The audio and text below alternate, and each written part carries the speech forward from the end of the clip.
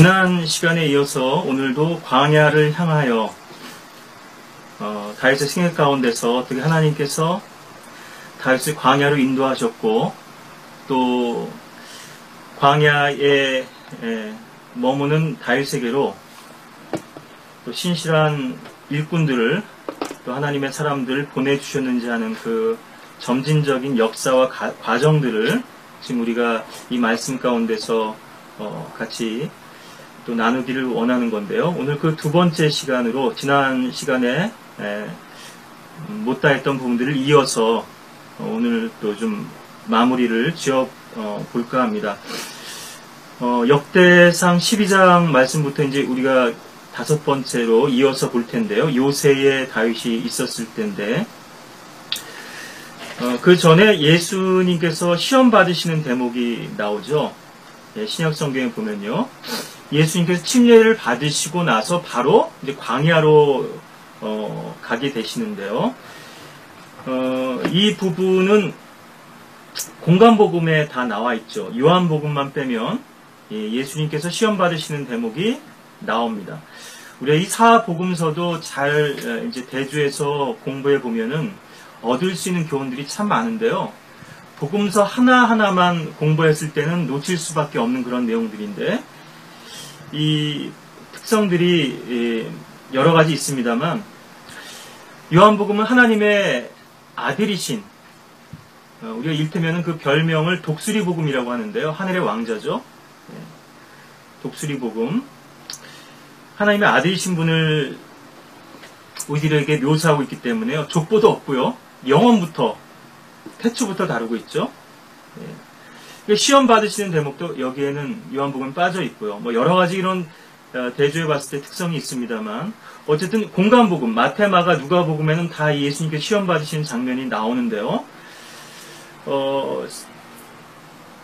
마태복음 4장 1절에 보시면 그때 예수께서 마귀에게 시험을 받으시려고 성령의 인도로 광야에 가시니라 이렇게 말씀하고 있거든요. 제가 여기 이제 좀 짚어드리려고 하는 부분은 무엇이냐면 성령의 인도를 통해서 광야로 가셨다고 하는 것입니다. 그래서 광야라고 하는 환경 자체, 우리가 믿지 않는 세상 사람들을 봐도 그렇고요. 교회 다닌다고 하는 종교인들도 그렇고 구원받았다고 하는 그리스도인들 가운데서도 외적 환경만으로 보자면 광야에 머무시는 분들이 너무나 많습니다. 근데 그분들이 그 광야에서 하나님께서 원하시는 바대로 연단받지 못하는 이유가 있거든요. 지난번에도 극기와 우리가 주님 안에서 믿음으로 그것을 인내하고 승리하는 것은 다르다. 인간적으로 어떤 뭐 오기와 뚝심 이런 걸로 배짱으로 밀어붙이고 뭐 밀고 나가고 어떤 어려움들을 이겨내는 그런 극기하고요. 주님 안에서 우리가 십자가를 통해서 배우게 되는 주의 온유와 인내는 또 다르다고 하는 것인데요. 그래서 이 성령의 인도를 우리가 받는다고 하는 것. 지난번에도 로마서 8장에서 하나님의 아들들은 성령으로 인도받는 자라고 하는 예수 그리스도를 믿고 영접한 자들일 뿐 아니라 성령으로 인도받는 자들이라고 하는 그런 특성도 우리가 봤는데요. 누가복음에서도 같은 그 표현으로 말씀하고 계십니다. 성령으로 인도되어 광야로 가셔서 이게 누가복음 4장 동일한 4장 1절이고요. 5장 16절에도 보시면은 병자들을 고쳐주신 그 이후인데요. 뭐 이 시간의 순서는 복음서에서 명확하지 않을 때도 있습니다만 순서상으로 보자면 그 이후죠. 그 후 주께서는 광야로 물러가서 기도하시더라. 이 광야의 시간들은 그러니까 결론적으로는 우리를 주님과의 교제로 이끄시기 위한 환경이라는 것이죠. 고난 자체의 목적이 있으신 것이 아니고요. 어떻게 하면 하나님의 사람들이 철저히 주님을 배우고 주님을 신뢰하고 주님으로부터 공급받을 수 있겠는가. 이런 모습들이 뭐 복음서 곳곳에서 나타납니다만 주님께서 무리 가운데 계셨을 때도 일테면은 영적 외로움을 느끼셨던 거거든요. 그래서 새벽 아직 동이 트기 전인데도요, 조용한 곳으로 나가셔서 주님께서는 기도하셨죠. 마가복음 1장 35절에도 보시면 이른 아침 아직 동이 트지도 않았는데 팔레스타인의 일출이 몇 시쯤 이루어지는지는 정확하게 모르겠습니다만 계절에 따라서 타인은 있는데요. 우리보다 위도가 좀 더 아래쪽이죠. 북위가요. 여러 가지 고려해 본다면 우리보다는 좀 더 이를 것이고요. 예.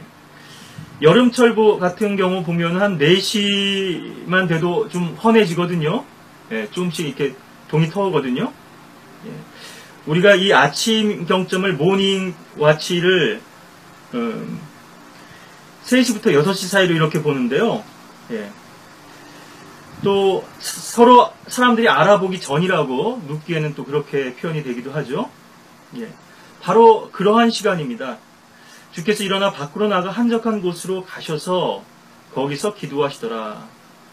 예. 여기 보면 solitary place 그랬는데요. 스스로 자신을 고립시키신 것입니다. 세상으로부터 차단하고요.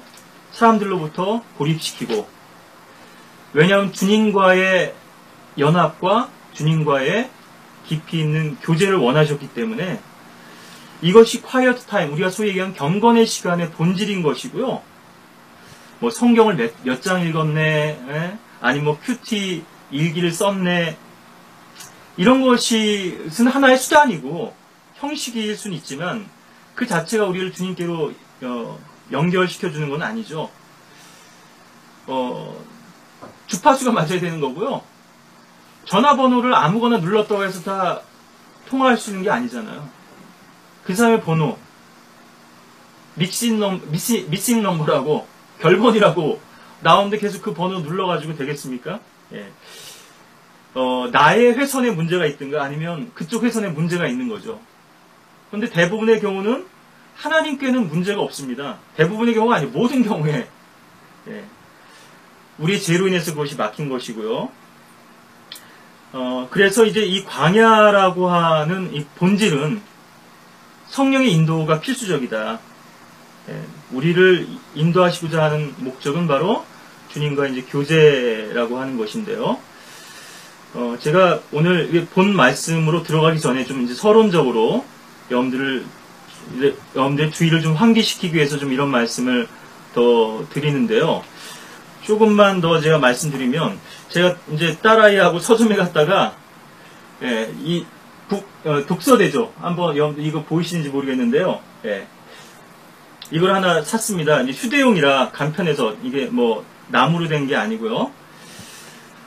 가져다니면 쓸 수 있을 것 같아서 하나 샀고, 또 이제 디자인이나 문구도 마음에 들어서 그랬는데요. 여기 뭐라고 써 있는가 하면요. Many a book is like a key. 예. 책은 열쇠와 같다 그러는데요. To unknown chambers within the castle of one's own self. 그래서 우리 자신의 성 안에 알려지지 않은 이를테면 미지의 방들인데요. 그 방문을 여는 열쇠가 바로 이 책이다 이거예요. 이게 프란츠 카프카라고 하는 사람이 이런 말을 남긴 건데요. 이 그림도 그렇죠. 책 위에 이제 빛이 있고 열쇠가 있었단 말이에요. 다시 한번 보십시오. 예. 그림이 너무나 좀 유사하죠. 어떤 차이가 있는가 제가 이 영어 표현을 다시 한번 읽어드릴게요. Only the book is like the key. 예. 요 차이거든요. 무슨 말씀인지 아시겠죠? 이 책이 인간들의 지성으로 쓰여진 책이 아니라 하나님의 성령의 영감으로 기록된 유일한 책, 더 북이죠. 온리 북이고요. 네, 하나님이 쓰신 우리 인간들이 주신 유일한 책. 그리고 나는 곧 길이요 진리요 생명이라고 하셨죠. The way, the truth, the life. 유일한 것입니다. only예요. 예. 여러 열쇠 중에 하나가 아니라 이건 마스터키거든요. 그러니까 우리 마음의 성 안에 방들이 많이 있을 겁니다. 한번 여러분들 생각해 보세요. 성 안에 얼마나 많은 방들이 뭐 옛날로 치면은 뭐 99칸짜리 뭐 집인지 뭐 100칸짜리 집인지 99칸짜리 집인지 뭐 구중궁궐 같다는 얘기도 하고 뭐 대궐 같다 이렇게 표현하는데요. 저택을. 그럼 얼마나 많은 열쇠 꾸러미 안에 얼마나 많은 열쇠가 달려 있겠어요. 이거 열어봤다 저거 열어봤다. 이건 마스터키예요. 우리 안에 모든 지난번에 토비아의 방이라는 말씀도 성전 안에 있는 방들, 우리 이 성도의 몸이 성전이라고 했을 때, 예, 그것이 그 안이 무엇으로 채워져 있는가 이런 말씀도 도전을 드렸지만요. 세상 사람, 믿지 않는 세상 사람들은요, 이 지성을 통해서 하나님께 나아가려고 그래요. 하나님께서 지식을 주셨죠. 우리 인간에게 이성을 주신 것도 사실이죠. 예. 아무리 가보세요. 한번 열렸다가 또 다시 열려면 또 헷갈리고 이 열쇠가요. 이 책으로 열어야 될지 저 책으로 열어야 될지 예. 부분적으로는 해결할 수 있을지도 모릅니다. 이 지성으로요. 해결할 수 있는 부분도 있죠. 뭐 베이컨인가요? 예. 아는 것이 힘이라 그랬죠. Knowledge is power 그랬는데요. 근데 이것도 참 맞는 얘기거든요. 그러니까 마귀가 너무나 아주 교묘하게 속이는 거죠. 99%에서 1%만 누룩을 섞거나 아니면 빼버려도요. 하나님 말씀에서요. 완전한 진술에서 살짝만 한 가지 말만 바꿔도 얼마나 이것이 달라질 수 있는가. 그 차이는 결국 이 철로가 나뉘어졌을 때 그 목적지가 정반대로 가게 되는 그러한 상황과 똑같은 것이거든요. 예. 천국이냐 지옥이냐 영혼에서는 그러한 결말의 차이를 맞게 되는 것인데 그러니까 마귀가 그만큼 교활한 것이고요. 인간들이 대충대충 진리를 찾는 거죠. 진리의 삼각닭 그러는데요. 대학 지성의 전당이고 여기 하나님의 영감이 배제되어 있기 때문에 하나님의 조명이 성령의 조명이 없고요. 거기서 계속 방황만 일어나는 건데요. 사람에게 옳게 보이는 길이 있으나 그 끝은 사망의 길이라 이렇게 말씀하시죠.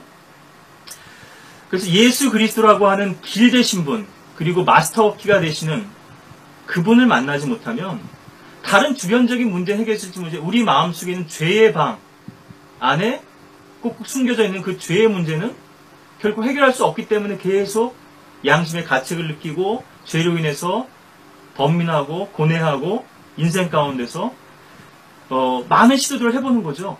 내 힘으로도 어떻게 해보려고 하고 지성으로도 해보려고 하고 종교적인 어떤 뭐 방법 불가에서 어떤 혼적 달관이나 어떤 해탈 여러 가지 길이 있죠. 뭐 팔정도니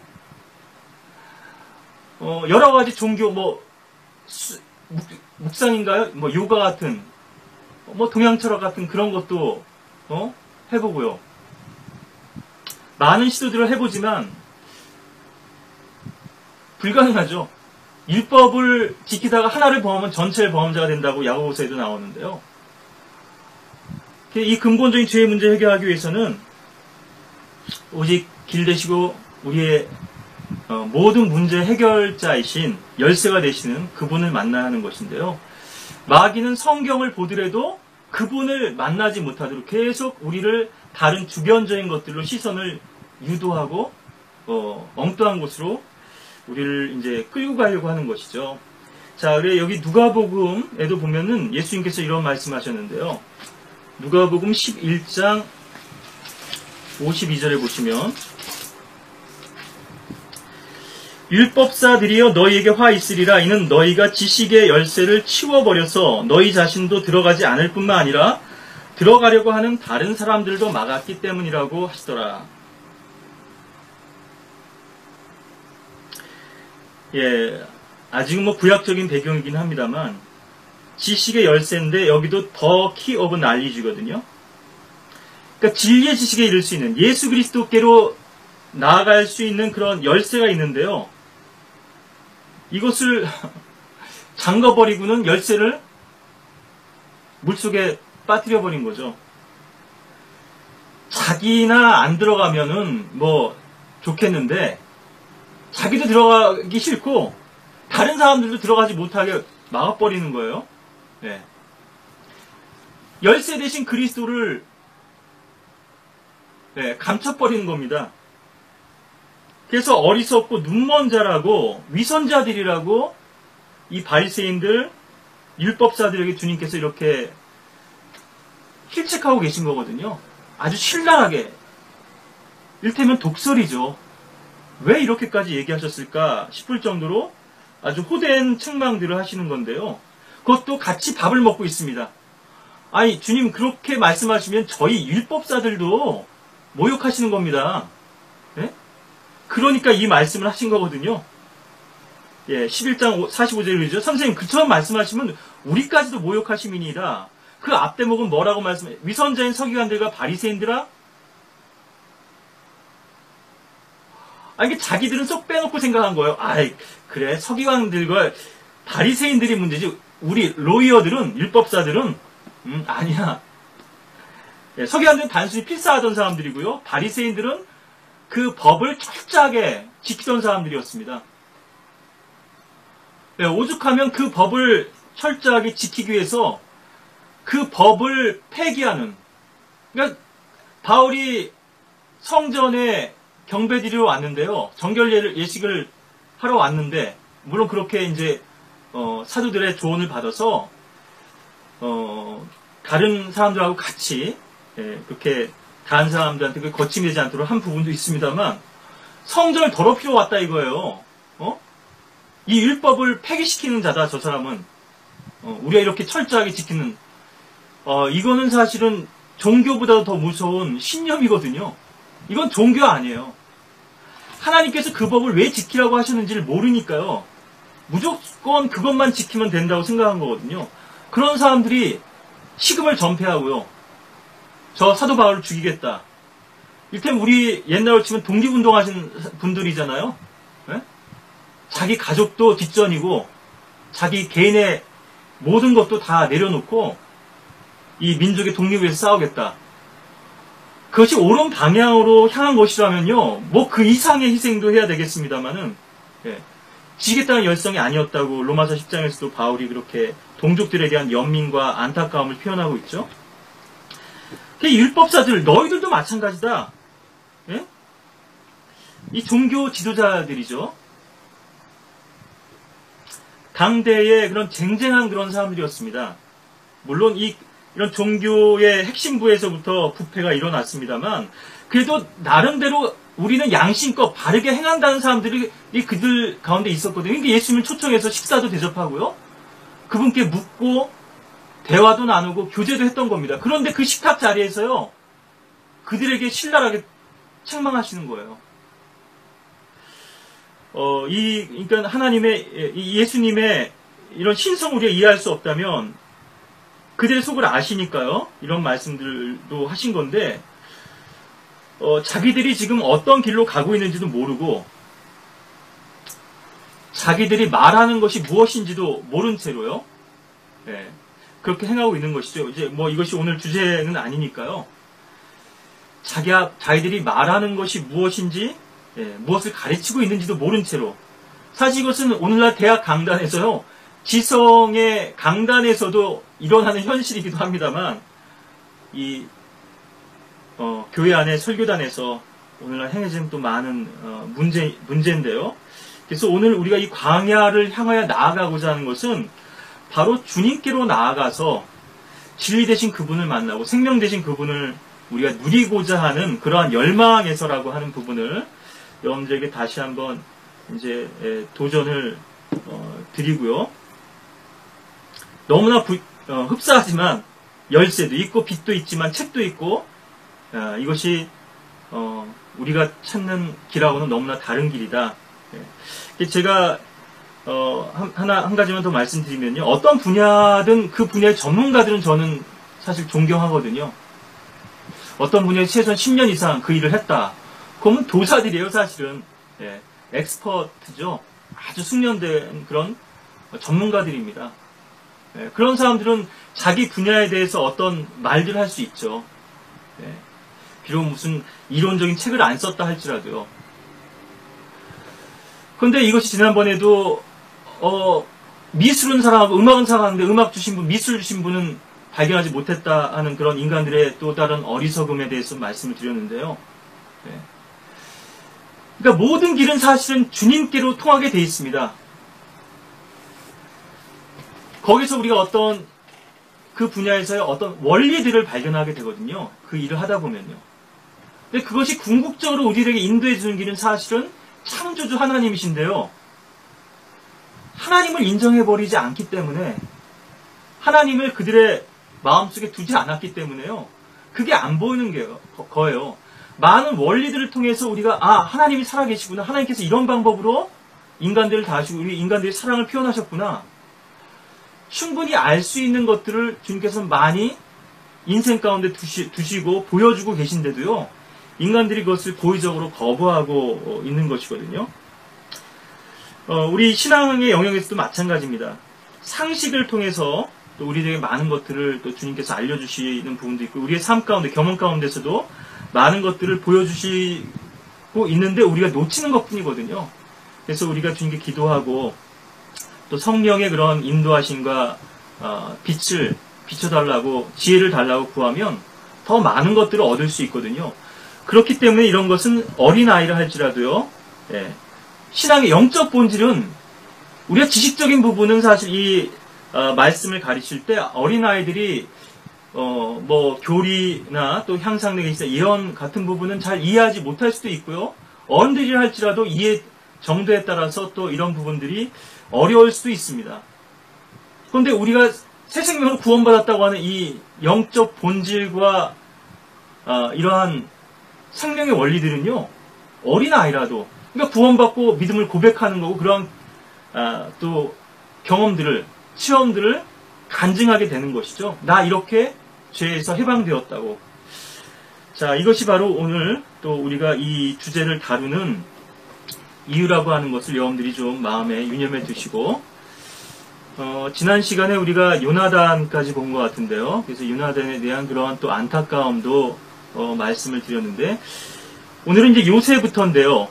제가 정리한 항목은 이제 5번째고요. 우리가 12가지 항목을 볼 거고, 또 더 좀 그 안에서도 더 좀 자세하게 볼 그런 항목들도 물론 있습니다만, 오늘 또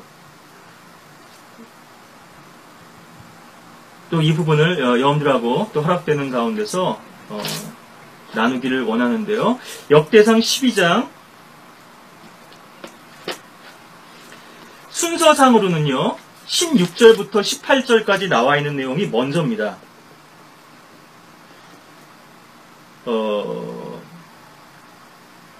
저는 그렇게 이제 정리를 했는데요. 8절부터 15절까지 있는 내용보다 16절부터 18절까지 있는 내용이 이제 먼저라고 하는 것인데요. 먼저 그 16절부터 보겠습니다. 베냐민과 유다 자손 중에서 요새에 이르러 다윗에게 나아오니 다윗이 그들을 맞이하러 나가 그들에게 대답하여 말하기를, 만일 너희가 나를 도우려고 평화로이 왔다면 내 마음이 너희와 연합하겠지만, 만일 너희가 나를 배반하여 내 원수들에게 넘기면 내 손에 부정이 없음을 아심으로 우리 조상의 하나님께서 감찰하시고 책망하시기를 원하노라 하더라. 그때 대장들의 우두머리인 아마세에게 영이 임하여 그가 말하기를, 다윗이여 우리는 왕의 것이요 이새의 아들이여 우리는 왕의 편이니이다. 화평이 왕께 있기를 원하며 왕을 돕는 자들에게도 화평이 있기를 원하나이다. 이는 왕의 하나님께서 왕을 도우심이니이다 하니 다윗이 그들을 영접하고 그들을 부대의 대장들로 삼으니라. 예, 19절부터 있는 내용은 다윗이 필리스티인들과 함께 사울을 대적하여 싸우러 갔을 때니까요. 그러니까 시클락이죠. 거의 이제 그 헤브론으로 올라가기 직전 상황이 되겠고요. 이게 지금 베냐민과 유다 자손 중에서 유세에 이르렀던 사람들이 있었는데 이들이 이제 대장들이 되었죠. 예. 그 다음에 이제 8절부터 있는 말씀 이제 보겠습니다. 이제 이것이 6번째 항목인데요. 부터 15절까지 가딘들 중에서 다윗에게로 분리하여, 예, 여기서는 이제 separate라는 말이 있어요. separation이죠. 예, 우리가 뭐 biblical separation, 그래서 성별, 성경적 분리, 성별 이런 표현을 쓰는데, 예. 광야를 향하여 요새로 들어간 자들이 있었으니 용사들이요. 여기도 이제 다윗에게로 간 것이죠. 그냥 광야라고 하는 환경 자체가 중요한 것이 아니라 그리스도께로 우리가 나아가고 있느냐 하는 이 부분이라고 하는 것이고요. 이것은 두 가지 측면이 있는데 그 부분에 대해서는 이제 바로 요 대목 읽고 설명을 더 드리겠는데요. 용사들이요 전쟁에 적합한 전사들이라 그들이 방패와 창을 쓸 줄 알았고 그들의 얼굴은 사자의 얼굴 같았으며 산 위의 노루처럼 빠르더라. 첫째는 에셀이고 둘째는 오바다며 셋째는 엘리압이요 넷째는 미스만나며 다섯째는 예레미야요 여섯째는 아테며 일곱째는 엘리엘이요 여덟째는 요하나니며 아홉째는 엘사밧이요 열째는 예레미야요. 동명 이인이죠. 예. 11째는 막바네더라. 이들은 갓자손들 중에서 나온 군대 대장들로서 가장 작은 자 중 하나가 100명을 거느렸고 가장 큰 자는 1000명을 거느렸더라. 우리가 이제 정확한 시기는 특정하기는 물론 어렵습니다만, 예, 순서적으로 보자면 이제 그렇다는 이제 말씀이고요. 적어도 다윗이 왕이 되기 이전이라고 하는 것은 분명히 우리가 알 수 있죠. 네, 헤브론으로 올라가서 거기서 유다의 왕으로 기름 부음 받는데요. 그 전 상황인데 우리가 지난번에 봤던 것처럼 400명의 무리들 아둘람불로 나왔던 이런 사람들이 있었고요. 그래서 그들 중에 일부가 새 용사 베들레헴의 타작 마당을 구하러 이제 다윗이 올라갔을 때 그들이 이미 합류해 있었다고 하는 것을 들어서 아마 그 시기가 초기일 거라고 이제 이렇게 제가 잡은 거고요. 또 크일라의 타작마당도 있었고, 그래서 여기도 보면 이제 에봇이라고 하는, 또 제사장도 보내주셨지만요. 예. 우리가 성경에서 참 예외적인 인물인데요, 다윗은. 왕이었고, 또 예언도 아주 선지자였죠. 예, 신약에도 그를 예언자로 이렇게 묘사하고 있고, 또 시편이 그가 남긴 또 예언이기도 하고요. 예. 또 그는 제사를 드렸거든요. 솔로몬도 하늘에서 불이 내려와서 성전을 봉헌할 때 그 제물을 주님께서 연락하셨지만, 예, 전에 하나님의 불이라고 하는 설교에서 이런 대목들을 다뤘습니다만 다윗도, 예, 모리아산이죠. 예, 자신이 백성을 계수한 것으로 인해서 하나님의 천사가 치셨을 때 거기서 제물을 쌓고 하나님의 불이 내려와서 그 제물을 사르고 또 연락하시게 됩니다. 이처럼 뭐 다윗 자신도 주님 앞에 이런 특별한 어떤 위치에 있기도 했습니다만 하나님께서 힘을 더 실어줄 수 있는 거죠. 이거보다 더 든든한 게 어디 있겠습니까? 비록 언약궤는 되돌려 보냈지만 제사장이 왔고요. 또 에봇도 가져왔지만 에봇 있기 전에도 주님과의 교제가 있었다는 말씀도 지난번에 드렸고요. 예. 그렇지만 이 에봇이라고 하는 것은 어떤 의미가 있냐면 더 구체적인 주님의 인도하심을 받을 수 있는 수단이 된다고 하는 것이죠. 예. 이제 에봇 흉배에 12보석들이 있고 아마 그 빛들이 빛나는 것을 통해서 뭐 하나님께서 음성으로도 말씀하시지만요. 일테면은 일종의 디지털 신호 같은 것으로 주님께서 그렇게 말씀하셨을 수도 있다. 우리가 뭐 정확하게는 알 수 없습니다만, 예, 그런 또 추측도 가능한데요.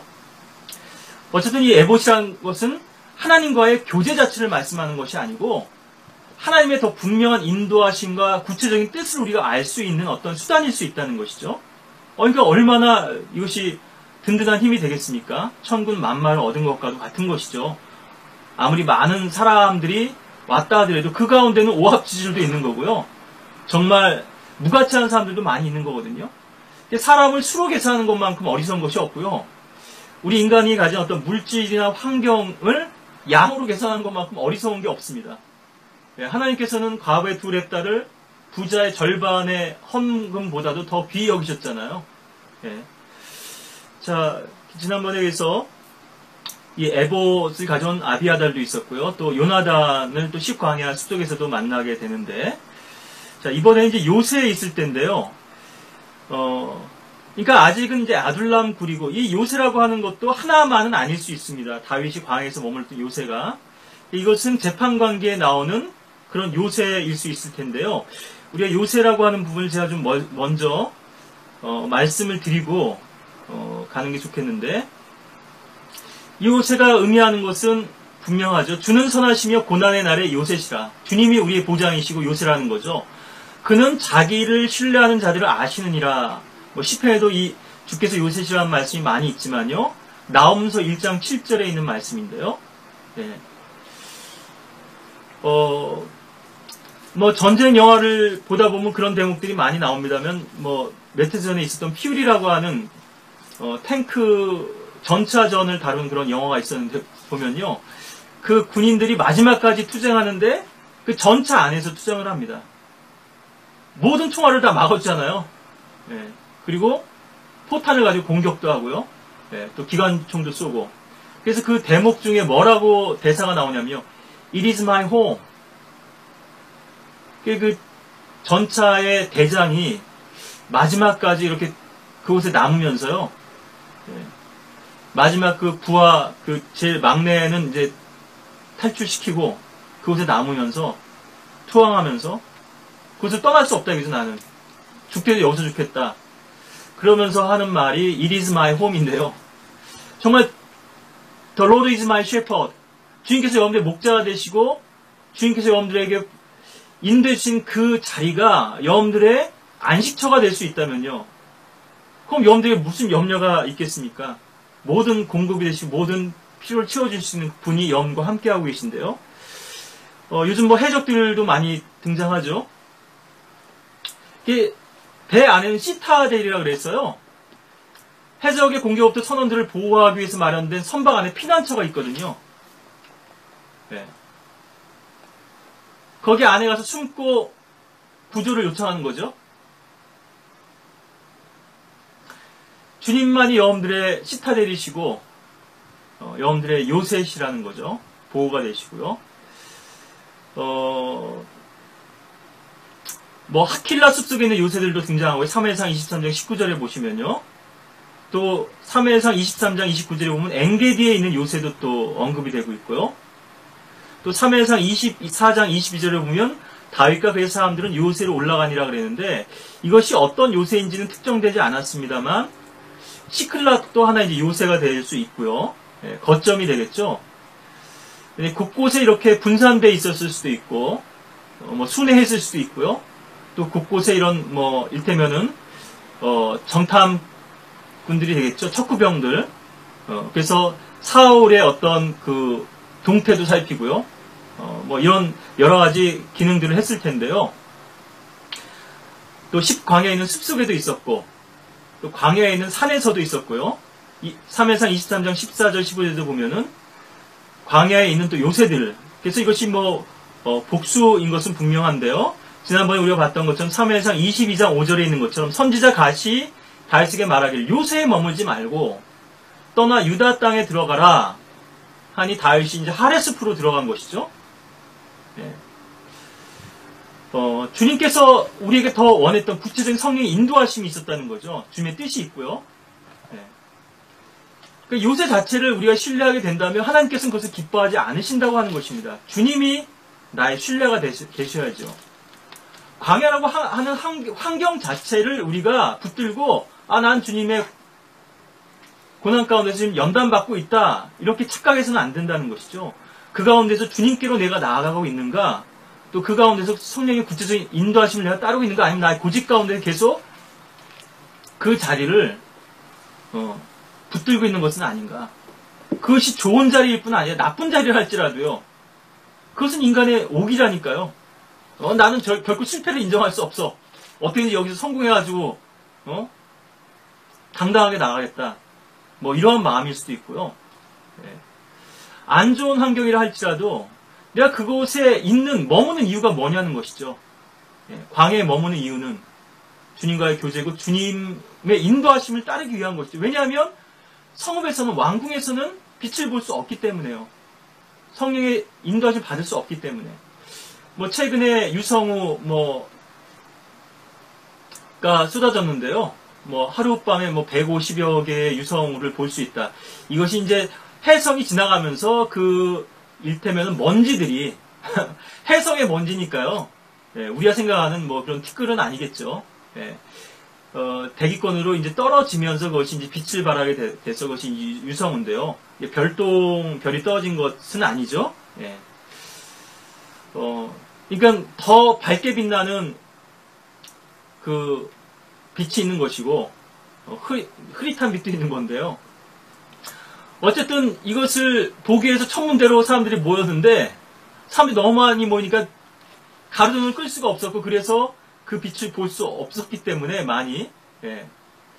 차라리 시골로 가셔서 보시라. 학교 운동장이나 빛도 없고, 예. 이렇게 또 해서 사람들이 많은 또 불평도 있었고, 이렇게 혼란도 있었다는 기사도 제가 접했는데요. 빛이 안 보여요. 예. 예루살렘에 있을 때는 빛이 안 보였죠. 동방에 있는 그 별의 인도를 받지 못했죠. 예. 동방에서 온 현자들이요. 그렇기 때문에 우리를 광야로 인도하시는 거거든요. 주님 외에는 아무것도 보이지 아니하더라. 변형사함의 지자들의 고백처럼, 지난번에 궁수들의 어떤 그런 집중력도 말씀드렸는데, 응시하는 그런 말들도 눈을 가리잖아요. 주님, 기수의 사인에만 집중하라는 거거든요. 보이는 것에 의존하지 말고. 근데 우린 자꾸 물리적인 환경만 바라보게 되니까 주님의 인도하심을 못 받고 실패하거든요. 예. 주님의 인도하심을 받기 위해서는 광야로 나오는 것이 필수적이죠. 우리가 의지하는 모든 것들을 내려놓지 않으면 주님을 따르기가 쉽지 않다는 것인데요. 그래서 이 부분은 사실은 재판관 상황에서도요, 이제 사람들이 피했던 그런 굴들이 있죠. 광야라고 하는 특성 자체가 동굴도, 천연굴도 있을 수 있겠지만, 그 전 시대부터 이렇게 만들어진 요새들도 분명히 있었을 거고요. 예. 그런 곳 중에 하나일 텐데요. 그래서 이 요새에 있는 다윗으로 나와온 이것을 제가 좀 더 나중의 시점으로 이렇게 잡은 것이거든요. 그리고 마지막 이제 우리가 시점으로 잡을 수 있는 것이 시클락일 텐데요. 시클락에 있는 다윗에게로 나온 것은 이제 거의 이제 후기쯤 되겠죠. 광야에 있는 다윗의 삶 가운데서. 그래서 이제 이렇게 제가 이제 말씀을 드렸고요. 이제 지금 우리가 역대상 12장 8절부터 있는 말씀을 이렇게 봤는데, 이 대목에서 이제 15절에 있는 말씀에 우리가 좀 주의하셔야 될 텐데요. 제가 이것을 더 후디로 잡은 이유는요, 14절에 보면은 백부장으로 삼았고 천부장으로 삼았습니다. 이 갓지파에서, 갓인들 중에서 나온 사람들을요. 그러니까 이거는 600명이 있었는데요, 다윗에게는. 그러니까 그거보다 더 이제 후대라고 하는 것을 우리가 좀 알 수 있겠고요. 여기 베냐민과 유다 자손 중에서 요새에 이르러 다윗에게로 나온 사람들도 보면은 대장들의 우두머리로 삼았다 이렇게 돼 있거든요. 예. 그러니까 이제 부대의 편성 자체가 좀 틀려지잖아요. 그래서 이걸 기준으로 해서 제가 좀 나눠 본 것이고, 어떻게 보면 이 요새라고 하는 것도 시클락일 수도 있습니다. 예. 다윗이 시클락에만 머물렀던 것은 아니니까요. 그 좀 후기의 시점으로도 볼 수 있는데, 저는 그렇게 이제 구분을 해서 시기를 좀 나눴다고 하는 것을 말씀드리고, 이 시기 자체가 중요한 건 아니니까요. 정확하게 특정하기는 어렵지만 대체적으로 보자면 이렇다는 말씀이고요. 여기 15절 말씀에서 이들은 첫째 달에 요단의 모든 뚝이 넘쳤을 때에 요단을 건너던 자들이라, 그들이 골짜기에 있는 모든 사람들을 동서로 도망하게 하였더라. 아주 대단한 그런 전사들이죠. 아주 용사들이고, 아무것도 두려워하지 않는, 노루처럼 빨랐고요. 사자의 얼굴 같았고, 전사고 용사들인데, 지난번에도 이거 그 추수 때, 사실은 우리말로 하비스트 그러면은 추수라 그러면 이제 가을 거지잖아요. 가을추가 들어가거든요. 사실은 성경 번역에서는 엄밀하게는 사실 틀린 말입니다. 수확기라고, 수확철, 뭐 이렇게 표현하는 게 더 정확할 텐데요. 이제 말의 한계가 있다고 하는 것을 여러분들에게 말씀드리면서 설명드리는데, 우리는 봄, 여름, 가을, 겨울인데 가을에 추수하잖아요. 네. 근데 팔레스타인의 계절은 우리처럼 4계절이 아니라 6계절이고요. 예. 그리고 그것이 이제 그 달이 다 다르거든요. 지난번에도 잠깐 말씀드렸습니다만 6월절과 관련해서 그때가 바로 추수기다. 여기서 우리가 두 가지를 이제 영적 교훈을 얻어야 되는데요. 뚝이 넘쳤다고 하는 것하고 첫째 달이었다고 하는 것이 이것이 수확철이라고 하는 것을 우리가 확인할 수 있죠. 첫째 달이라고 하는 것 자체가요. 그렇죠. 이 부분을 좀 더 제가 여러분들이 구체적으로 좀 확인을 드릴 텐데요. 여호수아서 보시면, 예, 여호수아서,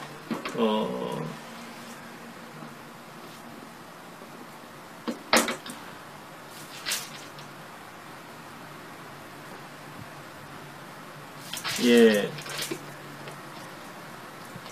3장 15절에 있는 말씀, 이제 우리가 먼저 보실 거고요.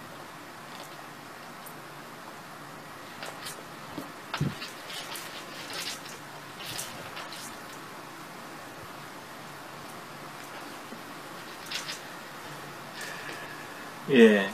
제가 한 구절 더 이제 보여드리려고 그러는데요. 예, 3절부터 먼저 보죠. 궤를 맨 자들이 요단에 이르니 궤를 맨 제사장들의 발이 물에 잠기자 요단은 추수 때 항상 온뚝이 넘치기 때문이라.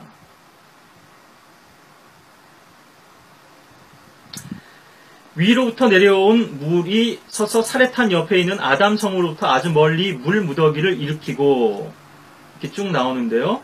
네. 그러니까 이 지금 요단강을 도화한 이 시기가 추수 때라고 하는 것을 알 수 있고요. 그리고 그 뚝이 넘치고 물이 가장 차 있었을 때라는 거죠. 우리가 연대기를 공부하면서 또 발견할 수 있는 그런 부분들이 많은데요. 지금 이런 면에서 이 시기를 우리가 또 간접적으로 확인할 수 있죠. 연도는 정확지 않지만 뭐 연도까지도 이제 여러 가지를 추산해서 우리가 연대기 또 공부하시는 분들은 이렇게 설정을 합니다만 적어도 이것이 지금 6월절 그 무렵이었다고 하는 것을 알 수 있죠. 18절에도 보시면요.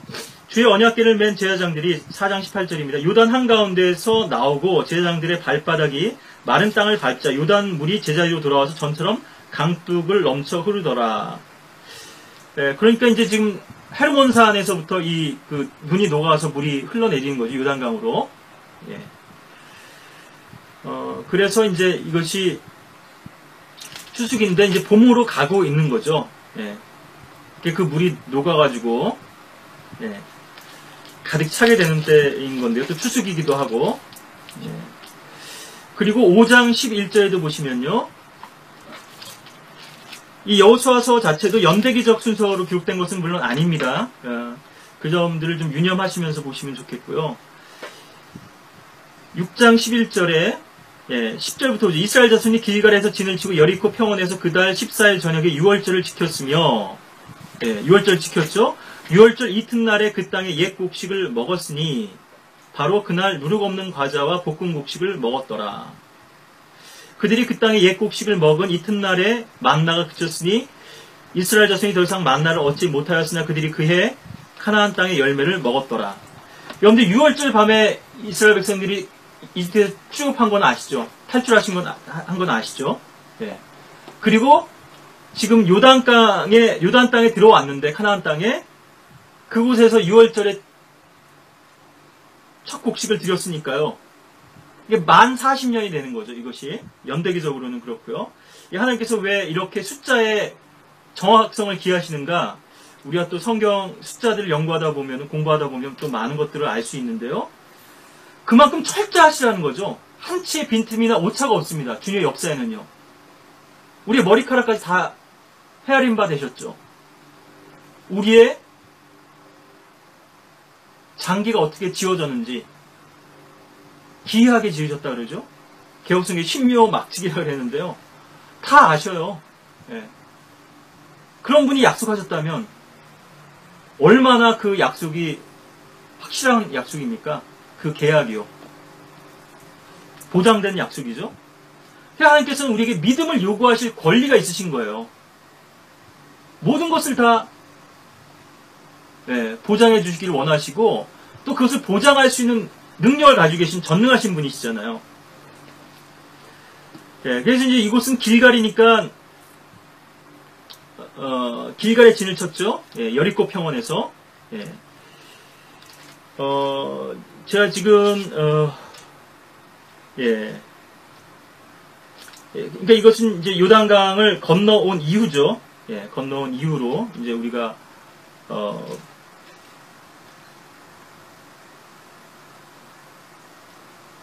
볼 수 있을 텐데요. 그렇지만 이게 좀 명확지 않네요. 제가 좀 명확지 않은데 4장 19절에 보면 백성이 첫 달 10일에 요단에서 나와 여리코의 동편 경계에 있는 길갈에 진을 쳤더라. 아직은 이제 동편이었죠. 길갈은 이제 여리코 동편이니까요. 이것이 이제 전인지 후인지 그 부분은 제가 지금 좀 더 살펴봐야 될 것 같고요.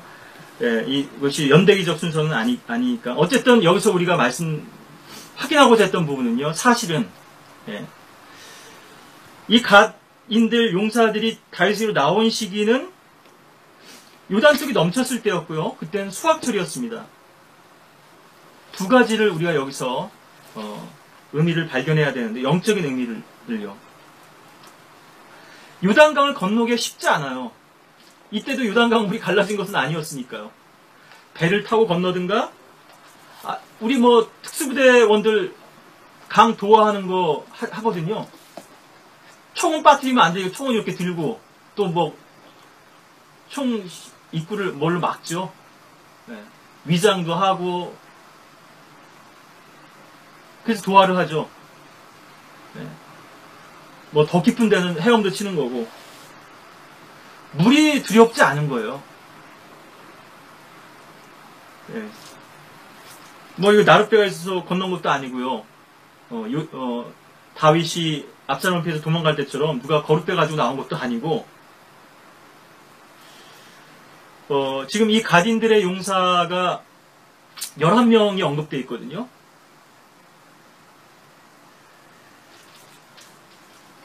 그리고 좀 전에 봤던 베냐민과 유다에서 나왔던 사람들의 무리는 정확히 게시되지 않는데 아마 이제 더 좀 인원이 많았을 거라 이제 생각은 드는데요. 그래서 이 부분도 사실 시클라 후기일 수도 있지만 어쨌든 물이 무섭지 않았죠. 다윗으로 나가기 위해서 어떤 난관이나 장애도 극복하고자 하는 의지와 헌신이 있었다고 하는 것입니다. 우리가 주님께로 나올 때 더 많은 마귀의 방해가 따르거든요. 제가 그래서 골 넣는 걸로도 비유를 드리는데요. 골대 밑으로 접근하면 접근할수록 내가 골을 가지고요. 마귀는 더 강력하게 푸시하거든요. 더 강력한 방어를 펼친다고요. 나에게 공이 없어도 내가 골대로 접근하면 밀착해서 방어하는 것이고 더더욱 내가 골을 가지고 있다. 주님께 영광 돌릴 수 있는 어떤 귀한 헌신과 순종을 가지고 있다. 그럼 이거 골대 넣으면 안 되잖아요. 많은 방해가 있을 텐데 많은 박해가 따를 것이고요. 내가 그것을 기꺼이 감내할 수 있는 믿음이 있느냐는 것이죠. 또 하나 이것이 수확철이었다고 하는 의미에서 사실 이 수확물을 차지하기 위해서 전쟁을 벌인다고 했는데요. 자기들이 농사졌던 거 필요 없다 이겁니다. 거기서 얻어진 이익들 다 의미가 없는 거예요. 이건 상대적 가치죠. 그거 귀하죠. 수확물이 귀하죠. 거기서 얻을 수 있는 우리의 보장이 많은 부분에서 우리에게 힘이 되는 게 사실이죠. 근데 그 모든 것들을 무가치하게 여긴 것이거든요. 바울처럼 내게 고상하게 여기던 그 모든 것, 나의 모든 이익을 배설물로 여긴 거거든요. 주님 그거보다 더 가치 있고 더 귀한 성경을 받으실 수 있는 그런 분이라고 하는 고백이 있고요. 그런 사랑이 있기 때문에요. 주님 한 분 외에는 보이지 않기 때문에 주님께로 나올 수 있었던 거죠. 이 가딘들의 용사들은요. 그래서 제가 타협이라고 하는 부분도 지난번에 말씀드리면서 왜 사람들이 현실에 안주하고 머물러 있는가? 주님께로 나오지 못하는가? 그것이 교단이든 아니면 어떤 교회에서 보장받는 것이든 어떤 직분이 됐든 그래도 직분을 받았는데 신실하게 끝까지 감당해야 되지 않겠습니까? 성실이라고 하는 측면에서는 그럴 수 있습니다만 주님께서 부르셨다는 측면에서는요. 더 귀한 일을 위해서 부르신 거 아니에요. 그거보다 더 가치 있는 일을 위해서. 그렇다면 그것을 과감히 물리치고 물론 인수인계 안 하고 무책임하게 버리라는 얘기가 아니라 그리고 시간을 정할 수 있겠죠. 본인의 의지가 분명하다면 목사님 제가 부득이하게 이 교회를 떠날 수밖에 없는데 그 전까지만 제가 이 직분을 감당하겠습니다. 그때까지는 다른 사람을 좀 구해 주십시오. 사람이 구해주지 않대 저는 그 이후에는 여기서 떠날 수밖에 없습니다. 왜 계속 머뭇거리고 민그적될 수밖에 없는가요? 거기서 내가 얻는 무엇인가 이득이 있는 거거든요. 겉으로는 뭐 다른 변명들을 할지 모르지만 물론 우리 연약합니다. 근데 우리가 정말 주 예수보다 더 귀한 것 없네. 이 찬송 제목처럼요. 주님께서 가장 귀하신 분이라면 그 나머지를 버릴 수 있어야 되거든요. 포워드는 예수 그리스도를 향해서 광야로 다윗을 향해서 나오는 거고 백워드로는 추수물들을 버리고 오는 것입니다.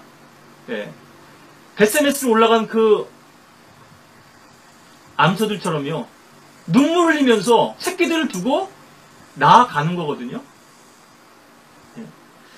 그 어떤 가치와 그리스도를 바꿀 수 있겠습니까? 많은 사람들은 주님의 가치를 다른 것과 바꿨기 때문에 주님께로 나오지 못한다고 하는 것이거든요. 하나는 주님을 바라본다 하는 면에서 포지티브한 측면이 있지만 또 다른 측면은 내가 무엇인가 분리되고 차단되고 버려야 할 것들, 포기해야 될 것들이 있다는 면에서 네거티브한 측면이 있는 건데요. 그러니까 제자가 되기 위해서는 모든 것을 버린 채로 포기하고 지난번에도 봤듯이 엘리사의 부르심을 보면요.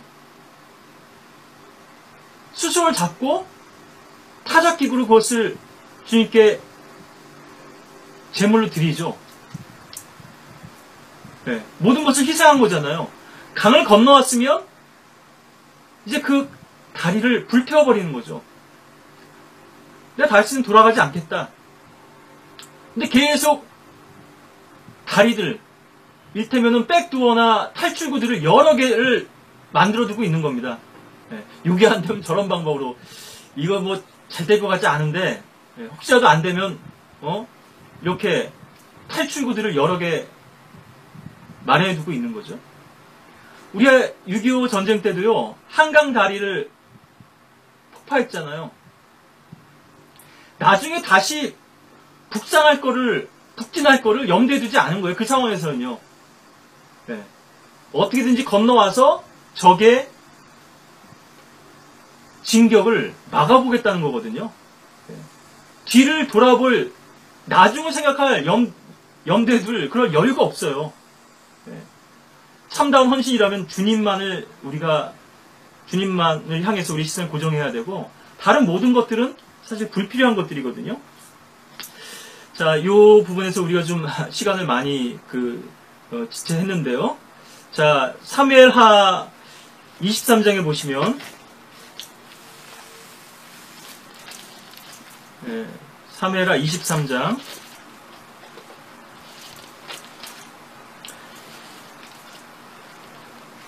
요것도 요 한 대목으로 제가 넣었는데, 사무엘하 23장 13절로 17절. 지난번에 봤던 새 용사들이죠.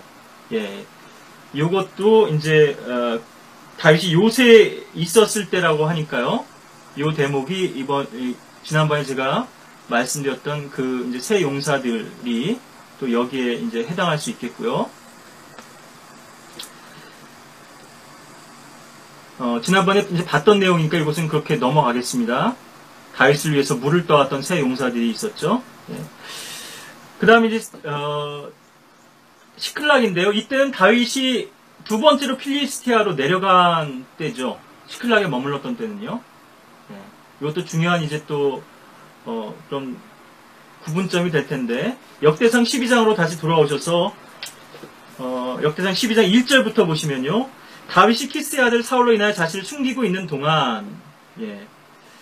거의 한 10여 년 이상을 이렇게 광야에서 자신을 숨기고 있었죠. 예수님께서 계속 자신을 숨기시잖아요. 군중 가운데로, 무리 가운데로 드러내지 않으시고. 왜냐하면 자기 때가 되지 않았기 때문에. 십자가를 지실 때가 아직 안 됐기 때문에. 요한복음에 보면 이러한 때에 대한 하나님의 시간과 타임 스케줄에 대한 부분이 많이 또 언급되는데요. 우리가 기회 되면 또 그 부분도 살펴보기도 하고. 이거는 이제 마귀는 계속해서 그 십자가를 더 앞당기려고 했던 거거든요. 그렇지만 하나님께서는 그분의 계획하에서 정해주신 때가 있었어요. 이제 그때까지는 십자가를 져서는 안 되기 때문에 좀 시간을 주님께서 그렇게 늦추신 거죠. 마귀가 계속 그 시간을 앞당기기 위해서 그 백성들을 계속 선동하고 했기 때문에 그 타임 스케줄에 따라서 주님께서는 그렇게 하신 건데요. 어쨌든 그렇게 자신을 광야에서 숨기셨죠. 시클락으로 다윗에게 간 사람들이 이들이니 그들은 용사들 가운데 있었으며 전쟁의 조력자들이더라. 제가 이제 막 이 순서에 대해서는 계속해서 여러분들에게 좀 그 혼선을 드리는지는 모르겠습니다만 이 1장의 진술에서 보자면 이 역대기상 12장에 있는 것 전체가 이 시클락이라고 하는 문맥으로 볼 수 있겠죠. 그것이 뭐 요새곡 또 여러 가지로 표현되어 있다 할지라도요. 예. 자, 그래서 여기 보면은 전쟁의 주력자들을 또 7절까지 쭉 언급하고 계시는데요. 24명이 나옵니다. 그런데 이 1절의 진술이 이 7절하고 구분된다고 한다면 또 좀 시점이 달라질 수는 있겠습니다만 아까 제가 봤던 것처럼요. 자, 이것이 또 이 언급이 연대기적이지 않을 수도 있다는 것도 제가 또 말씀드리고요. 구체적으로 확인되지 않는다면. 자, 그래서 여기 3절부터 보면 우두머리부터 쭉 나오죠. 뭐 우두머리가 그러니까 그렇습니다. 치프인데요. 제가 이들의 이름을 다 읽지는 않겠습니다. 24명의 이름이 언급되고 있고요. 2절에 보면 그들은 활로 무장하였으며 물매질을 하고 활을 쏘는데 오른손과 왼손을 다 쓰는 자들로, 뭐 야구로 치면 일테면은 스위치 히터죠. 베냐민 지파 사울의 형제들에게 속하였더라. 이 24명은 지금 베냐민 지파죠. 사울의 형제들에 속했는데요. 사울은 너희 베냐민인들아 하고 이제 자기 측근들을 이제 베냐민 지파들을 많이 세웠는데 베냐민 지파에 있었음에도 불구하고 아까도 16절에서 베냐민 중에서 요새 나온 자들이 있었죠. 유다와 함께요. 그것이 옳은 길이 아니고 주님의 길이 아니었던 걸 너무 잘 알았기 때문에요. 다윗에게로 나온 것이죠. 혈육의 전을 다 영적인 가치보다는 우선해 두지 않았던 것입니다. 그래도 우리 베냐민 지파인데 말이야, 사울왕이 팔이 안으로 굽는다고요. 우리가 남이가, 그래도 니들이 나를 섬겨야 되지 않겠냐? 그것이 주님을 섬기는 것이 아니라면요, 무가치한 거죠. 사람을 섬긴다고 하는 것은요. 그 사람이 하나님께 세우신 종이라는 것을 우리가 알기 때문에 때론 허물도 있을 수 있고 실패도 있을 수 있어도 그 주님 안에서 함께 주님을 섬기는 것이거든요. 그런데 만일 그 사람이 주님을 섬기지 않는다면요. 아무리 인간적으로 화려해 보일 수도 있고 뭐 보장된 것이 있다 할지라도 우린 그 길을 따를 수 없는 것이죠. 네, 이렇게 24명이 이렇게 언급되고 있는 전쟁의 조력자들로서 또 언급되고 있고요. 예. 참 용사들이죠. 베냐민 지파 사람들은 다 용사들이었습니다. 예, 그 다음에 19절부터 21절에 보시면요.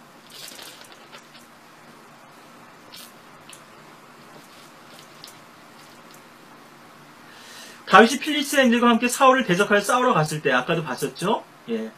이제 마지막 전쟁이죠. 예. 거기가 이제 사울이 죽었던 자리니까요. 제가 이 기억이 날듯하면서도 안 나서, 예, 길보아산이죠. 길보아산 전투죠. 예. 그 지금 전쟁을 말하는 것입니다.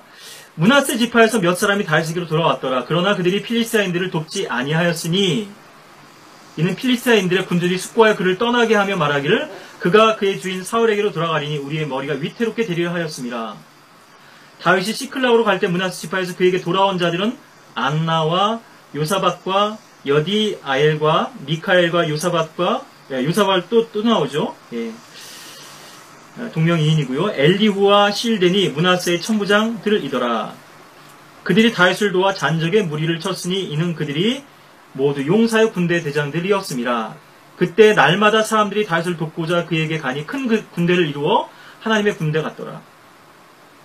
사울이 지금 이 길보아산 전투에서 필리스타하고 대치하고 있는데요. 그 와중에도 다윗에게로 이제 나온 사람들이 있는 건데요. 그 전쟁이 명분 없는 전쟁이다 하는 것을 이들은 알았던 거죠. 이것은 패할 수밖에 없는 전쟁이라는 것을 본 거예요. 자, 이 부분도 참 우리가 좀 깊은 부분들이 있습니다만 32절에서 우리 먼저 보시면요. 이사칼 자손 중에서 시대를 알고 이스마엘이 마땅히 행할 바를 아는 사람들이 있었는데 그들의 우두머리가 200명이요. 그들의 모든 형제들이 이들의 명령에 따르더라. 시대를 알아요. 마땅히 행할 바를 알아요. 이건 전쟁의 상황과 문맥이거든요. 시세를 안다, 뭐 이렇게 돼 있나요? 어떻게 돼 있나요? 시대죠, 시대. 예.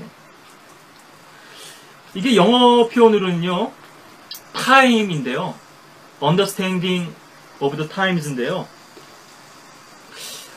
이 시대의 표적이 있죠? 마지막 때인지 부흥의 시기인지 이걸 모른다 그러면 어떻게 주님께 우리가 쓰임받을 수 있고 인도받을 수 있겠습니까? 지금 분명히 마지막 때죠. 네. 마지막 이삭 죽기를 하는 때인 거고요. 그러니까 전쟁에서 물러나야 할 때와 또 언제 또 돌진해야 할지 아는 거죠. 이런 사람들이 지휘관들이 돼서 또 부대원들이 이끌고 전투를 수행하는 것이죠. 이런 대장들을 따르는 사람들에게는 많은 정가를 올릴 수 있고 또 안정과 승리가 보장돼. 내 뒤에 바짝 붙어서 나만 따라오라고 부하들한테 그렇게 하는 거 아니겠어요? 내가 시킨 대로만 하라고. 그럼 저거 죽지는 않는 거죠. 오히려 그 사람이 전투에 방해가 될 수도 있죠. 왜냐하면 초병들은 잘 모르니까 이 전진 상황을 모르고 불안하고 겁이 나니까. 자, 이처럼 이 용사들은 그걸 알았던 거죠. 누가 주님께서 주신 사람인지. 그래서 그 선우는 달랐지만요. 먼저 분리된 사람이 있고 나중에 분리된 사람이 있고 광야에 있을 때 온 사람이 있고 필리스타의 마지막 전투 가운데서 온 사람들이 있었고 다 다르지만 또 헤브론에 있을 때 올라온 사람들이 있고요. 예. 그래서 우리가 바라기는 왜 주님의 빛을 보지 못하고 더 빨리 분리하지 못하는가. 아마 여러 가지로 알려주실 텐데요. 내가 무언가를 붙잡고 있기 때문이라고 하는 것이고요. 주님만을 우리가 바라보고 주님의 인도하심을 따른다면 주님께서 분명히 우리에게 그것을 알려주실 거라는 건데요. 그러니까 이것도 참 아주 다이너믹한 그런 장면인데요. 다윗이 싸우러 갈 때 므낫세 지파에서 나온 겁니다. 나오기는요. 그리고 합류한 시점은 언제냐? 다윗이 그 전쟁으로부터 분리돼서 시클락으로 돌아올 때입니다. 20절에 보니까 그때 이제 합류가 됐죠. 예. 이 사람들이 이제 여기 언급된 것처럼 7명이고요. 예. 그러니까 이 19절에 언급된 몇 사람과 20절에서 실명이 거론된 이 7사람을 같은 걸로 보자면 그런 거고요. 또 이것을 뭐 둘로 나눠 볼 수도 있을지 모르겠습니다만, 예. 이제 같은 상황 같거든요. 그렇게 해서 이들이 이렇게 합류하게 되는데, 그러니까 이들은 지금 다윗이 어떤 편에 설지를 모르잖아요. 이 문하사에서 나온 사람들은요. 필리스타 진영에 가 있고 시클락에 있는데, 그래도 나는 다윗을 따르겠다 이거예요. 네. 상황이 어떻고 환경이 어떻든, 왜냐하면 하나님께서 기름 부은 자이고 그가 이스라엘 왕이 될 것을 알았기 때문에요. 지금 다윗은 영적으로 지금 좌표를 잃고 있는 상황이거든요. 필리스타 땅으로도 내려갔지만 그 전쟁터로 나아갑니다. 그 속마음이 어떤 거였는지 몰라요.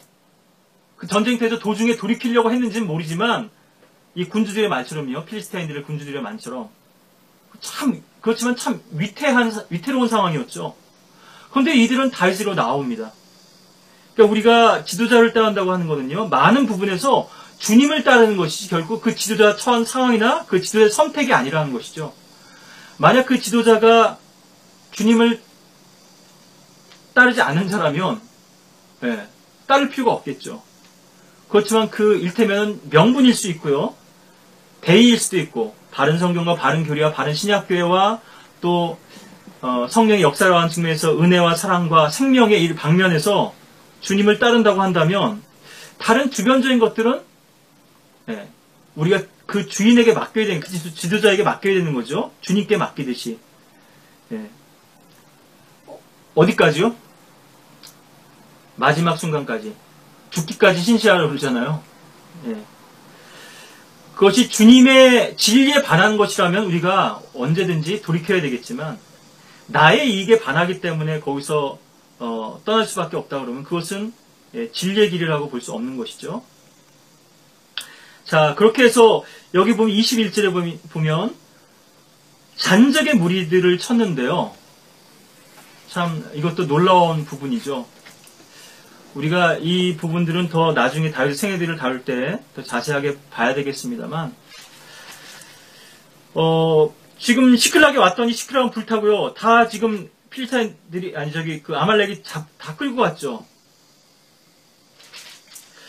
그리고 이 백성들은 다윗을 불안해가지고 돌로 치려고 하는 상황입니다. 3에서 30장 6절인데요. 그러나 다윗은 주 그의 하나님 안에 스스로 용기를 얻더라. 주님께 엎드렸어요. 그리고 주님께서 어떤 빛을 보여주셨습니다. 그리고 에봇을 가져오라 하고 주님께 묻죠. 더 분명한 확증을 얻었죠. 그리고서 이제 그들을 추격하는데요. 그 가운데서 주님께서 인도해 주신 것이 구체적으로 무엇이었냐면 이집트 청년을 통해서 아말렉인의 종이었던 그들이 어디에 있는지 하는 것들을 인도받게 해주셨고요. 또 이 가운데에서 부솔 시내에서 400명은 계속 추격했지만 200명은 뒤쳐졌어요. 이 지금 므낫세인들의 지파에서 온 자들이 정확하게 언제 합류했는지 하는 부분은 알 수 없지만 다윗이 시클락으로 갈 때였다고 하는 것을 우리가 이제 그렇게 상황을 보자면 이들이 이 가운데서 필리스타인들의 군주들과의 어떤 그런 그 갈등도 있었고요. 또 아말렉이 모든 것을 또 사로잡아 갔던 그러한 상황이 지금 벌어진 거 아니겠어요? 이 용사들이 왔을 때는요. 우리가 정확한 그 시기는 특정하기 어렵지만 짐작해 보자면 그러한 어수선한 상황이었다 얘기죠. 시클락에 왔더니 다윗을 만났는데, 아니면 다윗이 없었을 수도 있고요. 필리스타의 군주들하고 있었을 때일 수도 있고, 아니면 다윗이 시클락으로 온 직후일 수도 있겠고요. 왔더니 다윗을 사람들이 돌로 치려고 그래요. 그리고 추격해 가는데 일부는 지쳐가지고 추격할 수가 없어요. 적어도 분명한 사실은 이 아말렉을 치러 갈 때 어느 시점인지는 정확지 않지만 이들이 힘을 보태서 이 용사들과 군대의 대장들이요, 이 7사람이 다윗의 힘이 되어 주었다고 하는 것을 우리가 분명히 알 수 있고, 아마도 다윗의 기도의 응답이지 않겠는가. 이 30장 6절에 나오는 다윗이 하나님 안에서 스스로 용기를 얻었고 또 에봇을 통해서 주님의 인도하심과 뜻을 구했는데요. 저는 그렇게 이제 보는데요. 자, 그러니까 하나님의 이 역사가 얼마나 놀라운 것인지, 우리가 주님의 뜻에 순종할 의지가 있느냐가 문제인 것이지, 하나님은 다 예비해 놓고 계신 것이죠. 이미 그 부대를 출발시키셨을 수도 있어요. 나에게 당도하지 않고 우리와 합류하지 않았을 수 있지만, 근데 우리 자꾸 눈에 보이는 것을 붙들고 의지하려고 하거든요.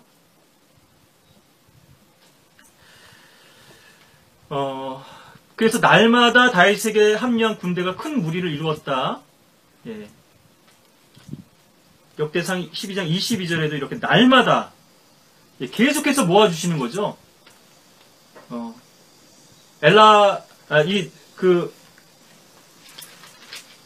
길버산 전투 직후일 것이라 생각됩니다만, 예. 전쟁이 패한 직후일 수도 있고요. 예. 그 중간일 수도 있겠지만, 예. 날마다 백성들을 보내주셨습니다. 다윗에게로. 그리고 이제 다윗은 헤브론으로 올라가죠. 역대기하 1장에 나오는 것처럼요. 그리고 사무엘하 15장 18절부터 25절에 보시면 가딘 이태와 그와 함께한 600명이 나오는데요. 저도 이 부분을 처음에는 이 600명이 다윗과 함께한 600명인가 이렇게 생각했었는데, 사무엘하 15장 18절부터 지금 이제 압살롬이 쫓겨서 나갈 그런 상황인데요.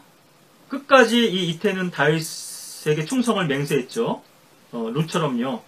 예, 참 이러한 믿음의 고백들도, 그래서 구약에서도 구원받은 이방인들의 모습들과 그들의 신앙의 고백들을 우리가 보게 되죠. 우리가 민족적으로 보자면 괴종한 것이고요. 종교적으로 보자면, 또 민족적으로 보자면 귀화한 것이 되겠죠. 이번 올림픽 때도 일본어 귀화하지 않고 유도에 출전했던 그런 선수도 있던데요. 네, 대한민국 태극마크를 달고 내가 메달 따겠다 이거죠. 또 내가 모국에 금메달을 바치겠다 이런 걸 텐데요. 그런 혈육의 정을 끊고도 다윗에게로 나온 사람들이 있었던 거죠. 그의 온 신하들이 그의 곁을 지나가고 모든 크레딘과 모든 플레딘과 모든 가드인과 가드에서부터 그를 따라 나온 600명이 왕의 앞에서 지나가더라. 여기 이제 가드에서 우리말로는 그를 따라 나왔다는 게 다윗인지 불분명한데요. 예. 우리가 이것을 시클락에 있었던 또 아들람 굴에 있었던 400명과 600명으로 본다면 그렇게 볼 수도 있는데요. 상어로 봤을 때 그 600명들이 이 다윗이 왕이 된 이후로도 해체되지 않고 훼손하지 않고 이렇게 있었겠는가 하는 그런 의문을 가지게 되고요. 이 600명은 가드인 이태와 함께 했던 600명이라고 우리가 보는 것들이 더 이제 타당할 거고요. 이 600명이라고 하는 것은요, 부대의 최소 편성 단위입니다.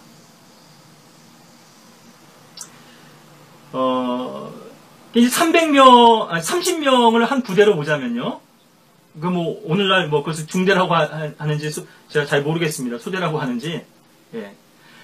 30명씩 한 부대가 되는 거고요. 그러면 그런 부대가 10개 있으면은 이제 300명이 되는 거죠. 예.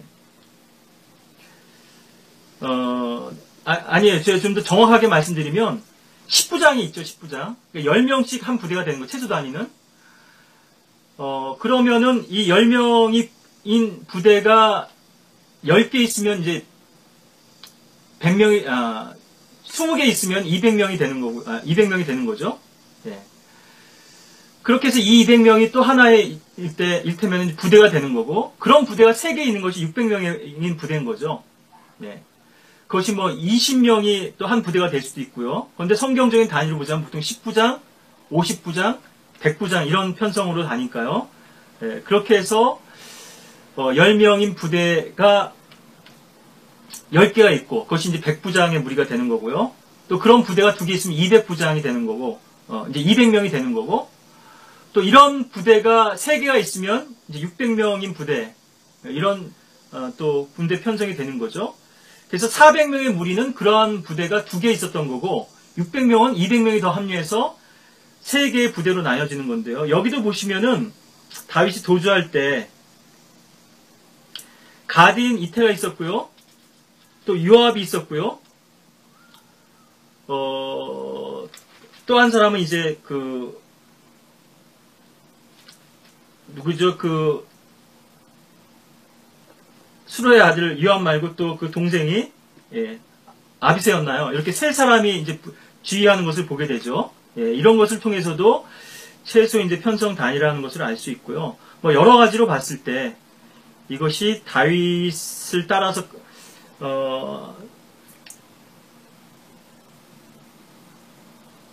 다윗과 함께 했던 그런 600명이 아니라 따라 나왔다고 했으니까요. 가드를 고향으로 두었던 일테면은 필리스테인들 중에서 다윗을 따라 나왔던 그런 사람들로 볼 수 있는데 21절에 이 이태 고백이 있죠. 이태가 왕에게 대답하여 말하길 주께서 살아계시고 내 주 왕께서 살아계시거니와 내 주 왕이 어느 곳에 계시든지 생사불문하고 왕의 종도 반드시 거기에 있을 것이니이다. 루세 고백과도 같죠. 어머님의 하나님이 나의 하나님이 될 것이다. 이런 신앙 고백이기도 한 건데요. 주군에 대한 충성 맹세이기도 하지만 그래서 뭐 시점은 이것은 압살롬이 쫓길 때지만 이미 가드에서부터 나올 때 이들이 다윗을 따라 나왔다. 이것을 우리가 알 수 있죠. 정치적인 일테면 망명이나 기순이고요.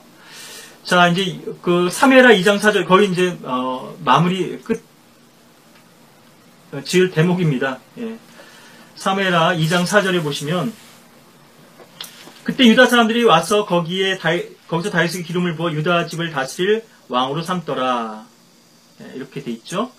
그래서 헤브론으로 올라가라고 주님께서 2장 1절에서 말씀하셨고요. 헤브론에서 유다 지파의 왕으로 기름 붓고 유다 지파가 주님의 인도하심을 따라서 헤브론으로 올라왔죠. 그 다음에 이제 역대상 12장 그 뒷부분에 나오는데요. 12장 23절부터 29절까지 이것이 이제 12번째 항목인데 23절부터 39절까지 뒷부분에 쭉 나오는데요. 베냐민 자손 중에서 사울의 친족이 3,000명인데 그때까지 그들 중 대부분이 사울의 집을 경비하였더라. 이 3,000명은 아까 말씀드린 600명의 부대가 5개 있는 거죠. 뭐 1개 사단 정도 될지 모르겠습니다만 사울의 친족 중 대부분이 그들 가운데 남아 있었죠.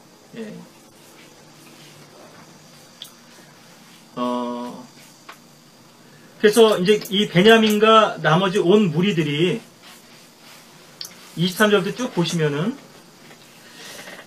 23절에 또 출전할 준비를 갖춘 부대들이 있어 그들이 헤브론으로 다윗에게 가서 주의 말씀대로 사울의 왕국을 그에게 돌리려고 하였으니 그들의 수는 이러하니라 해서 쭉 시므온 자손부터 해가지고요.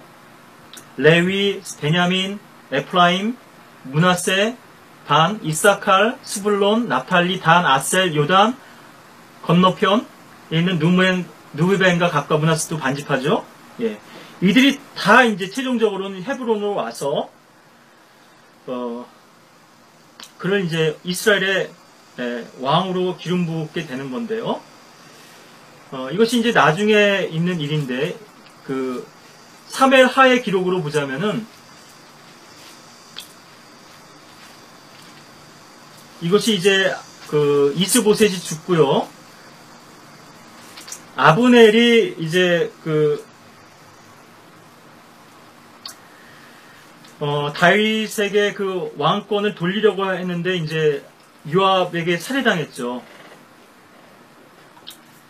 사무엘하 5장에 보시면 이제 12절에 다윗이 주께서 자기를 이스라엘을 다스릴 왕으로 세우신 것과 그의 백성 이스라엘을 위하여 그의 왕국을 높이신 것을 알더라. 그리고 10절에도 한편 필리스티아인들은 백성이 다윗에게 이스라엘을 다스릴 왕으로 기름 부었다함을 듣자 온 필리스티아인들이 다윗을 찾으러 올라오니라.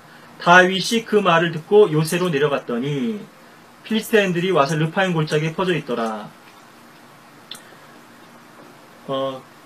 그렇게 해서 이제 다윗이 이 사무엘하에서는 30세에 치기 시작했고요. 7년 뒤인 37년 7세 때에 이제 이스라엘을 다스릴 왕으로 예루살렘에서 치리를 하게 되죠. 그래서 사무엘하 5장 1절에 보면 이스라엘 모든 지파가 헤브론에 이르러, 바로 이 상황을 지금 역대기 상 12장 23절부터 묘사하고 있다는 말씀을 드린 거고요. 그 중간에 이제 아브넬이 왕굴 사울의 집에서 다윗의 보좌를 옮기려고 했었죠. 이런 시도가 있었죠. 그리고 오랜 동안 이제 전쟁이, 이 7년 동안 다윗의 집과 사울의 집 사이 전쟁이 있었던 것인데요. 먼저 아브넬이 다윗에게 사자를 보냈고요. 3장 12절에서 또 이스라엘 장로들과 대화를 하죠. 그리고 베냐민의 귀에도 그것을 말하고요. 그리고 아브넬이 20명과 함께 다윗에게 동맹하러 간 것이 3장 19절, 21절까지 쭉 나오는데요. 이러한 역사를 이제 요압이 방해를 한 것이죠. 자신의 개인적인 복수를 하기 위해서. 그렇지만 그 큰 흐름을 거스를 수는 없었고, 이게 결국 이스보셋이 그 부하들로부터 죽임을 당하고요. 아브넬과 이스보셋이 죽은 다음에 이렇게 온 이스라엘이 또 다윗으로 더해지게 되는데, 다윗 왕국의 시작과 그 발전 과정에서의 이 권력의 이동이라고 할 수 있겠죠. 엘빈 토플러 얼마 전에 주었습니다만 권력 이동이라는 책도 썼는데요. 성경에서 이 하나님의 역사가, 하나님의 무게중심이 어디로, 권력의 이 추가 어디로 향하는가, 하나님의 이 촛대가 어디로 움직여지는가, 우리가 이것을 오늘 본 것인데, 또 앞으로 우리 지역교회 상황에서 그것을 볼 수 있어야 되겠다는 거고요. 사도행전에서도 보면은 신약교회의 태동과 성장 과정도 이것이 좀 비견되는 부분이 있거든요. 사도행전 1장 15절에 보시면 초대 예루살렘 교회에 120명의 제자들이 있었고, 다락방에서요. 그리고 3,000명이 여기 더해지죠. 사도행전 2장 41절에서. 이건 남자만이라고 이렇게 또 설명이 되고요. 또 사도행전 4장 4절에 보면 남자만 5,000명이 더해지고, 사도행전 2장 47절에 보면 주께서 구원받는 사람들을 그 교회에 날마다 더해주셨다고 하셨고요. 사도행전 5장 14절에 보시면 허다한 남녀의 수가 더해졌다. 이제 헤아릴 수 없을 정도인 거죠. 그리고 사도행전 12장 24절에 보시면 하나님의 말씀은 성장하고 번성하였다. 하나님의 말씀이에요. 하나님의 말씀과 성령이, 이 사도행전 다른 말로 하면 성령 행정이기도 한 건데요. 이 복음의 능력이 확장돼 간 것이죠. Grew and multiplied라고 되어 있고요. 또 사도행전 13장 49절에 보면 주의 말씀이 온 지역에 퍼져 퍼블리시트라고 그랬는데요. 공표된 거죠. 공표. 우리가 프로클레임 그러면은 이제 선포고요. 선포 또는 공포라고 할 수 있고요. 이 퍼블리싱 그러면은 공표입니다. 표. 좀 이제 의미가 한자도 달라지고 의미가 달라지는데요. 어쨌든 프로클레임하고 퍼블리시하고는 좀 의미가 다른데, 하나님의 말씀이 이렇게 온 지역에 퍼져나갔죠. 이것을 우리가 현대적으로 좀 적용하자면 인쇄와 출판이겠죠. 프린팅과 퍼블리싱. 배포하는 거죠. 디스트리뷰션 하는 건데요. 영화 배급하는 것처럼요. 하나님의 말씀이 퍼져나가는 거죠. 그렇죠. 이것은 좀 문서사역에 또 구체적으로 또 우리가 적용해 볼 수도 있겠고요. 또 사도행전 19장 20절에 보면은 하나님의 말씀이 힘있게 융성하며 세력을 얻었다. 그래서 mightily grew and prevailed 그랬는데요. 하나님의 말씀이 성장해 가는 겁니다. 이 말씀의 씨앗이 점점 자라나서 열매를 맺는 거죠. 나무가 되고 가지가 퍼지고 그늘을 생기고 그 그늘 아래로 하나님의 자녀들이 모여드는 거죠. 프리베일 그러면 우리가 이를테면 제압한 거죠. 레슬링에서요. 압도한 건데요. 그래서 이것을 승리라고도 이렇게 번역되기도 하고 하는데, 하나의 말씀이 우세하고 압승을 거둔 겁니다. 이 악의 무리, 흑암의 무리들을 몰아내고, 이것이 또 사도행전에서 우리가 계속 점진적으로 발견되는 또 성령의 역사고 진리의 역사이고 또 말씀의 역사인데요. 우리가 광야를 향해서 주님께로 나아갈 뿐 아니라 우리가 또 버려야 할 것들이 있고요. 또 어떻게 주님께서 우리 앞길을 예비해 주시고 있는지를 바라볼 수 있는 그런 눈이 있어야 될 텐데, 때를 분별할 수 있는 눈이 있어야 되고요. 그러하다면 상황과는 상관없이 그 주님의 인도하심을 구체적으로 따를 수 있고 거기서부터 용기 있는 첫 발을 내디딜 수 있겠죠. 근데 뭔가 다 조성되면 거기에 내가 숟가락을 얹겠다. 이런 거는 조금 곤란하죠. 물론 뒤늦게라도 진리의 편에 설 수 있다면 참 가치 있는 것이지만요. 왜 더 빨리 주님의 인도하심을 받지 못하고 환경이 아니라 하나님께서 부르시고 세우시고 쓰시는 사람과 그 사역을 또 그러한 신실한 무리들을 보지 못하고 찾지 못하는가? 왜 함께 따르지 못하는가? 그런 면에서는 또 우리 안에서 많은 연약함과 또 타협이 또 그것을 발목 잡고 있다 하는 부분까지도 말씀드리면서 저와 여러분들 모두가 요단강 뚝을 넘치는 그런 거센 물결의 저항과 방해에 부딪히더라도 다음 데이 주님 앞에 나올 수 있는 그런 믿음의 훌륭한 군사들이 되기를, 또 주님과 함께 기쁨을 섬기는 광야에서 주님과 깊은 교제를 나누는 그런 신실한 무리들이 되기를 바라겠습니다.